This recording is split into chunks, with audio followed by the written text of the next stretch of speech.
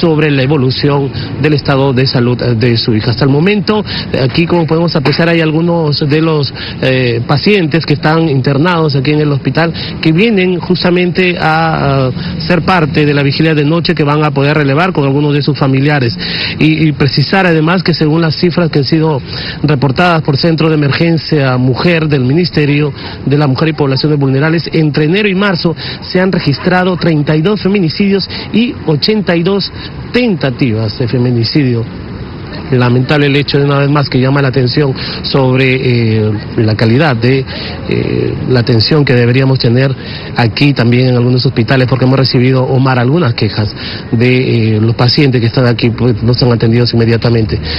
Recalcar además que en horas de la noche su hermana y una prima nos indicó que van a continuar a espera de que la justicia pueda llegar para que no quede solamente en estadística lo ocurrido con Avi Lisset Agreda Marchena, que fue el día de ayer salvajemente agredida con fuego por este sujeto que ya está siendo procesado en estos momentos. Omar, este es el panorama que tenemos a esta hora de la noche desde los exteriores del Hospital Almenara. Muchas gracias, Eduardo, nuestro compañero Eduardo Juárez, haciendo seguimiento a este caso, lamentable caso. La chica, como decía bien Eduardo, ¿no? Tiene más del 60% del cuerpo quemado. ¿Cómo va a ser la vida de esa joven una vez que pase todo esto? Le desgració la vida a este sujeto que merece, entiendo según el Código Penal, al menos 35 años de cárcel. Pero ese es otro tema, es un tema legal que se analizará en su momento. Esperemos que la justicia actúe rápido. Ahora vamos a hablar de aspectos psicológicos. ¿Y qué tienen que ver con la violencia, los trastornos psicológicos? Y para eso estamos con Rafael del Busto, psicólogo y coordinador de la carrera de Psicología en la Universidad Católica Sede Sapiens. Rafael, muchas gracias por acompañarnos esta noche. Buenas noches, gracias por la invitación. Y en principio se ha generado toda una polémica, incluso la Asociación Psiquiátrica Peruana ha rechazado la relación que han insinuado hay entre trastornos mentales y violencia. ¿Qué es lo que pasa? Que no todo trastorno mental va a generar violencia. Y no todo paciente mental va a ser violento. Entonces hay un tema de cierta prudencia, claro, para no estigmatizar a los pacientes mentales con vas a ser delincuente, vas a ser agresivo. Es verdad que estas reacciones rayan mucho con lo patológico y hay que hacer todo un descarte, ¿no? ¿Cómo podríamos calificar a este sujeto, ¿no? A Carlos Javier Hualpa Vaca, un sujeto que ha estado persiguiendo a una chica, acosando a una chica, siguiéndola a su casa, luego ante los rechazos, me imagino, planea, porque esto ha sido planeado, la busca, ve en qué bus está yendo, se sube al carro, agarra gasolina, le prende fuego, es decir, es una imagen macabra realmente. ¿Cómo podríamos analizarlo, calificar esta situación? O sea, así rápidamente, hay muchas personas, tanto hombres como mujeres, que su autoestima se hiere mucho ante el rechazo.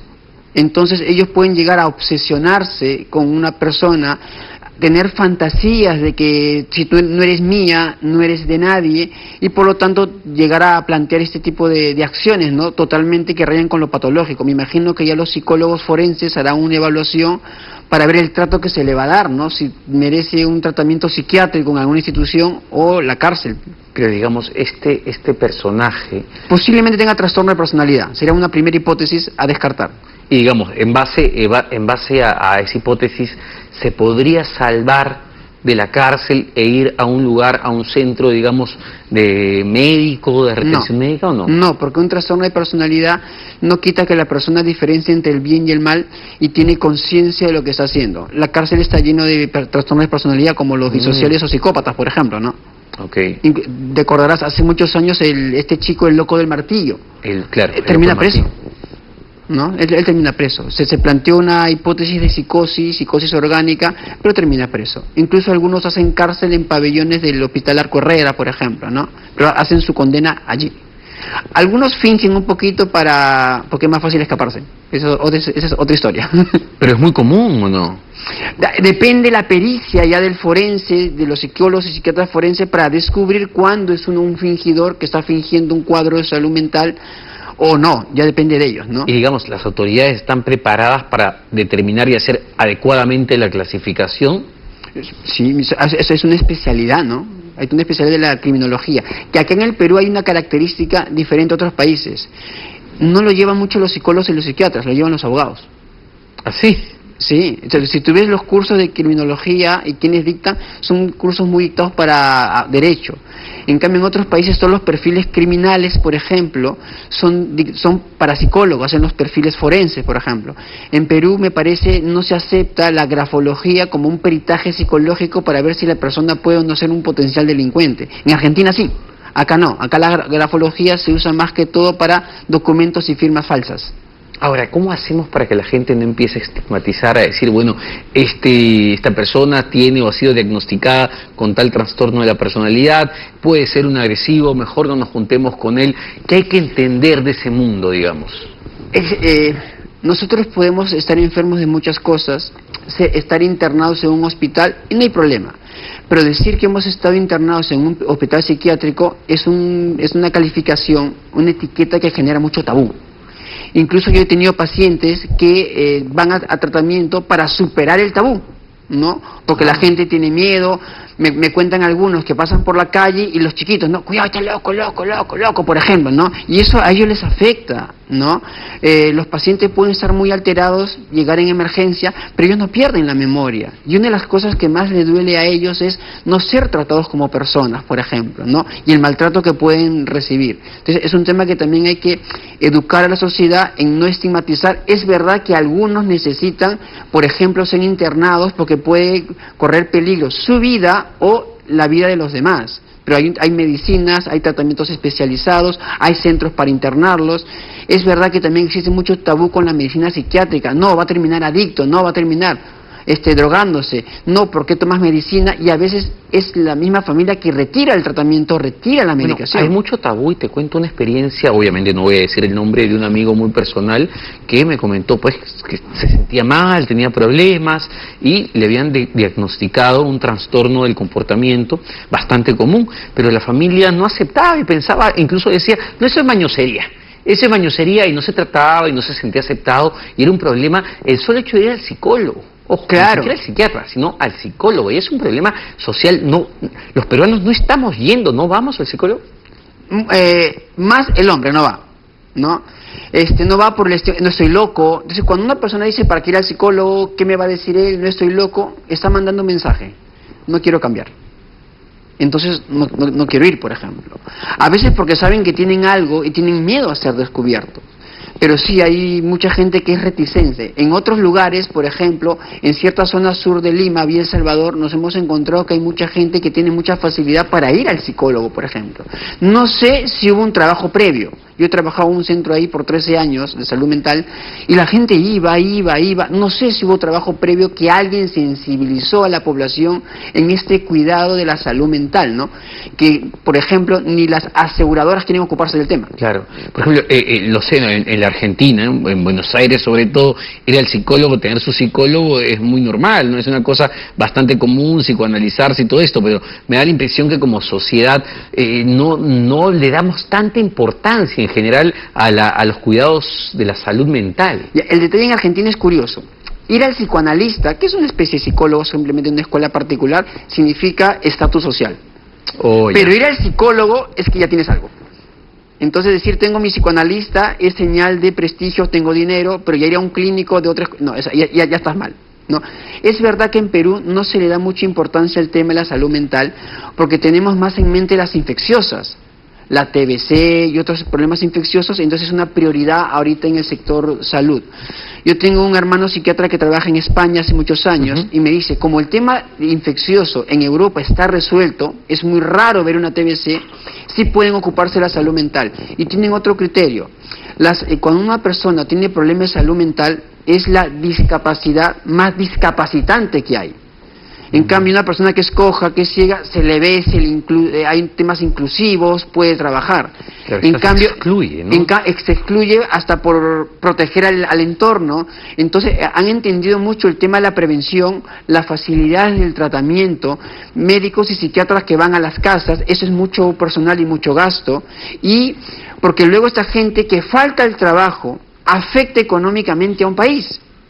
Entonces hay hasta en algunos lugares hoteles cerca de los hospitales para que la familia pueda acompañar al paciente, y las tendencias muy europeas son cada vez ir más cerrando los hospitales psiquiátricos gracias a las nuevas medicaciones y más los tratamientos en casa y ambulatorios. Rafael, cuando vemos, por ejemplo, cifras crecientes de manera preocupante, lo comentábamos hace un momento, 10% la tasa de feminicidio en el verano, 53% los intentos de feminicidio también en el primer trimestre del 2018, uno puede sacar, o es muy apresurado decir esto, que estamos viendo una sociedad que se está enfermando mentalmente todos los días, cada vez más, somos más violentos, tiene que ver con un problema también de salud mental social. Ya, según algunos estudios hechos en Francia, desde los años 60, dicen, más que buscar un culpable, si es la familia, si son los padres, si es la familia disfuncional, si es el colegio, se habla de un sistema que favorece esto. Hay estudios que demuestran, que no sé por qué no se quieren hacer públicos, donde dicen que la principal causa de la violencia de las mujeres es la pornografía. No la pornografía. No el machismo. Pongo un ejemplo.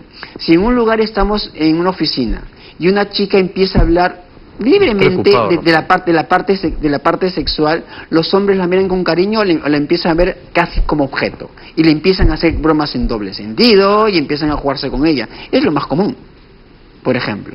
O sea, hay estudios que demuestran que cuando los hombres no se dedican a los hijos, los padres no se dedican a los hijos, educativamente hablando, los hijos aprenden a negociar con la madre, ¿qué me das? Y hago la tarea, empiezan a desobedecer, y para experimentar la virilidad de la ausencia del padre, entran a los grupos violentos, por ejemplo. Y este estudio decía, no por las puras, el rap nace en zonas donde las familias son bien disfuncionales. Entonces, hay una serie de fenómenos, desde los juegos de videos que son muy agresivos, la ausencia de los padres, los celos de los jóvenes que cada vez van en aumento. Y en la práctica lo que se observa mucho es la violencia cruzada, la violencia tanto del hombre a la mujer y de la mujer al hombre, por ejemplo. Entonces yo he tenido casos de mujeres que agarran a fierros, cachetean, por ejemplo, clavan tijeras a esposos acá en Perú, ¿no? Sí, lo claro, que pasa es que no hay mucho marketing a eso. No, pero vamos, está mal. La estadística demuestra que los casos mayoritarios, o sea, brutalmente mayoritarios, son de mujeres agredidas, violentadas, no de los hombres. O sea, ese es un tema casi real. Sí, lo que pasa es que muchos hombres tienen vergüenza de la denuncia porque eres el hombre, pues. Y cuando han ido a la comisaría se han burlado. No, pues no te dejes, pues, o sea, tú eres el hombre de la casa. Entonces mejor no denuncio, ¿no? No, pero la mujer está en una posición mucho más vulnerable. En muchos temas sí. Es decir, una chica acosada, imagínate a tu hija, tu hermana, que está en la calle y un sujeto como este que ha prendido fuego, va y la acosa, la fastidia, digamos, está en una situación mucho más vulnerable. Está en una situación de riesgo. Y enorme. Lo primero que uno tiene que tomar en cuenta ahí es el proteger la vida. Eso no es la prioridad, ¿no? Y las familias también tienen que entrar a apoyar, tiene que haber esta confianza de los hijos a contar, papá, mamá, me está pasando esto. No, muchas veces no cuentan y creen que lo pueden manejar solos. ¿No? Es importantísimo. Sí. Y los papás no tienen que entrar a castigar a la hija, tienen que ver, a ver, qué cosa hacemos, qué medida tomamos para que a nuestra hija justamente no pasen estas cosas. Ahora, Rafael, me preocupa ya viendo el otro lado, cómo queda una víctima de un acto de violencia tan brutal como esta, una persona que ha sido quemada, que el 60% de su cuerpo está quemado, una joven de 22 años. ¿No? Que le han destruido la vida, digamos, su forma de vida. Psicológicamente, ¿cuáles son las primeras reacciones? Entiendo que la chica todavía estaba inconsciente, impactada, muy impactada por lo que había pasado. ¿Cuáles son las primeras reacciones y qué va a pasar a mediano y largo plazo? Claro, lo primero que va a pasar es cuando empiece a darse cuenta de lo que está pasando y lo que significa la secuela. Puede entrar en una depresión, el tema físico, que es muy importante para las personas. Ella es joven, por ejemplo, el verse fea, el miedo a salir a la calle, posiblemente miedo a los hombres, que se sienta insegura, vulnerable, indefensa. Que le va a afectar, creo que nadie lo duda. Le va a afectar más o le va a afectar menos en función de cómo el resto la trate. Si el resto la trata, pobrecita, ¿qué te han hecho? No salgas a la calle, la van a victimizar, pues. Le van a, en vez de animarla con todo el apoyo emocional, sin dejarla sola y poco a poco en un proceso ayudarla a que salga, ella va a ser más fácil que lo supere. pero si la protegen más todavía, le están diciendo, tú no puedes, sola no puedes. Eso puede ser contraproducente. Por eso el manejo a partir de ahora, especialmente del entorno, va a ser muy importante. Cómo la miren, cómo la traten. El tratamiento no tienen que tratarla como enferma. Sí, claro. Sino, obviamente, hasta ella misma... Una situación realmente no, va a ser duro y va a demorar. Compleja, ¿no?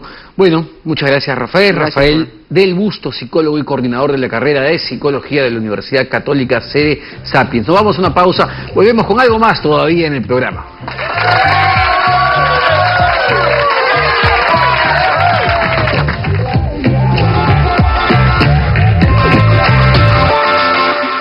Cuando los peruanos nos unimos, podemos convertir lo imposible en posible.